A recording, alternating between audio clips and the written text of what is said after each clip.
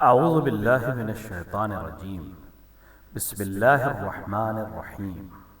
سید ابن طاؤس رحمۃ اللہ علیہ 7ویں صدی ہجری کے نامور شیعہ عالم، عارف، فقیہ، جمال العارفین، رضی الدین ابو القاسم سید علی ابن موسیٰ بن جعفر بن طاؤس، معروف بے سید ابن طاؤس رحمۃ اللہ علیہ، 15 محرم الحرام سن 589 ہجری کو حلہ عراق کے ایک نامور دینی اور علمی سید خاندان میں پیدا ہوئے۔ آپ کے والد ماجد سید موسیٰ بن جعفر رضوان اللہ تعالی علیہ عالم اور راوی حدیث تھے، اور آپ کی والدہ ماجدہ جناب ورام بن ابی فراس حلی رحمۃ اللہ علیہ کی دختر نیک اختر تھیں۔ جناب ورام ابتدا میں کئی اہم سرکاری عہدوں پر فائز ہوئے، لیکن کچھ ہی دنوں بعد تمام عہدوں سے استعفیٰ دے کر زہد و تقوی اور تعلیم اور تعلم میں مصروف ہو گئے۔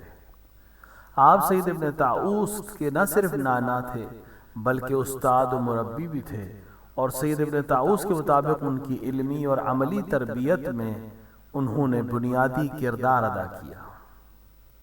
جناب ورام نے اپنے نواسے کو نصیحت کی تھی کہ اے نور چشم، جس میدان میں بھی قدم رکھنا، چاہے وہ میدان علم ہو یا میدان عمل، کبھی بھی کم پر راضی نہ ہونا، یعنی علم و عمل ہر میدان میں حرف آخر بننا۔ سید ابن طاؤس رحمۃ اللہ علیہ نے ابتدائی تعلیم اپنے وطن میں اپنے والد ماجد اور جد مادری یعنی جناب ورام سے حاصل کی۔ بچپن ہی میں آپ کی ذہانت ظاہر تھی کہ علم فقہ میں آپ نے جتنا 1 سال میں پڑھا اور سیکھا، اتنا دوسرے بچے کئی سال میں پڑھتے اور سیکھتے تھے۔ المختصر صرف 2.5 سال کی مدت میں آپ نے علم میں کمال حاصل کر لیا اور استاد سے بے نیاز ہو گئے، اور فقہ کی دوسری تمام کتابیں خود ہی مطالعہ فرمائیں۔ لیکن یہ نکتہ قابل غور ہے کہ علم فقہ میں کمال حاصل ہونے کے باوجود آپ فتویٰ دینے میں احتیاط فرماتے تھے۔ حلے میں چند برس تعلیم حاصل کرنے کے بعد آپ قازوین تشریف لے گئے، اور وہاں وزیر مملکت جناب ناصر بن مہدی کے دختر نیک اختر سے شادی ہوئی۔ خود آپ نے فرمایا کہ اس شادی کے سبب مجھے بغداد میں رہنے کا موقع ملا، اور آپ نے 15 سال بغداد میں قیام فرمایا۔ بغداد میں دوران قیام عباسی حاکم منتصر نے آپ سے درخواست کی کہ آپ مملکت کے مفتی اعظم بن جائیں، نقابت کو عہدہ قبول کر لیں۔ منتصر کے بیٹے نے درخواست کی کہ محل میں مملکت کے امور کے سلسلے میں ہونے والے جلسوں میں شرکت کرے اور مشورہ دیا کرے۔ منتصر نے آپ سے درخواست کی کہ آپ مغل بادشاہ کے پاس ان کے سفیر بن کر جائیں، اور منتصر مسلسل یہ پیشکش کرتا رہا کہ آپ اس کے وزیر اعظم بن جائیں۔ ان تمام درخواستوں کو قبول کرنے سے آپ نے مسلسل انکار کیا، اور ان میں سے کسی بھی عہدے کو قبول نہیں فرمایا۔ عباسی حکومت کی جانب سے مسلسل اصرار سے عاجز آ کر آپ واپس حلے تشریف لے گئے، اور حلے میں آپ کے فرزند محمد مصطفیٰ پیدا ہوئے۔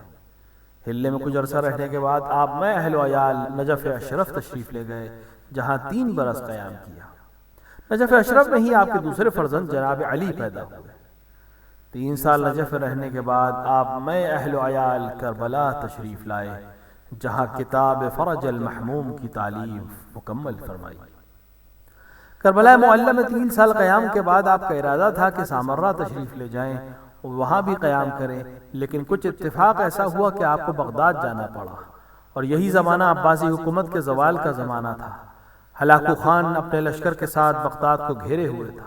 ماحول اتنا مشکل و پرآشوب تھا۔ آخرکار ہلاکو خان نے بغداد پر قبضہ کیا، منتصر گرفتار ہوا اور عباسی حکومت کا خاتمہ ہو گیا۔ اسی دوران سید ابن طاؤس نے یہی کوشش کی کہ عراقی عوام کا کم سے کم حانی اور مالی نقصان ہو، اور اس میں آپ کامیاب بھی ہوئے۔ ہلاکو خان نے بغداد میں علماء کو جمع کر کے پوچھا کہ ایک عادل کافر کی حکومت چاہتے ہیں یا ایک مسلمان ظالم کی حکومت چاہتے ہیں؟ سید ابن طاؤس رحمۃ اللہ علیہ نے فرمایا، ایک عادل حاکم کی حکومت ظالم کی حکومت سے بہتر ہے۔ ظاہر ہے آپ نہ صرف کائنات کے عظیم عادل امام، خلیفہ، حاکم، امیر المؤمنین امام علی علیہ السلام کی نسل سے تھے، بلکہ آپ ان کے سچے شیعہ اور پرہیزگار بھی تھے، اور مولا علی علیہ السلام نے فرمایا تھا کہ حکومت کفر کے ساتھ تو چل سکتی ہے لیکن ظلم کے ساتھ نہیں ہو سکتی۔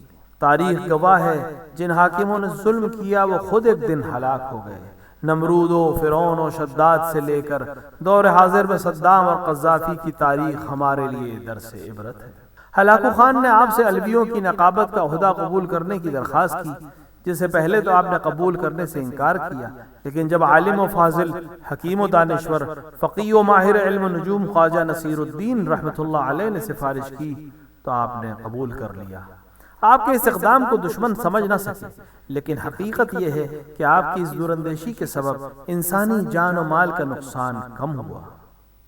سید ابن طاؤس رحمۃ اللہ علیہ کے تالیفات اور تصنیفات کی طویل فہرست ہے، جن میں سے 2 کتابیں زیادہ مشہور ہیں۔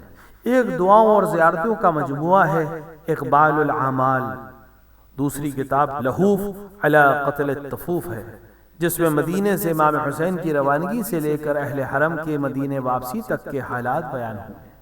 ماضی اور حال کے علماء نے اس کتاب لہوف کو معتبر جانا ہے اور خطبہ و ذاکرین کو نصیحت بھی کی ہے کہ اس کتاب سے مصائب بیان کریں۔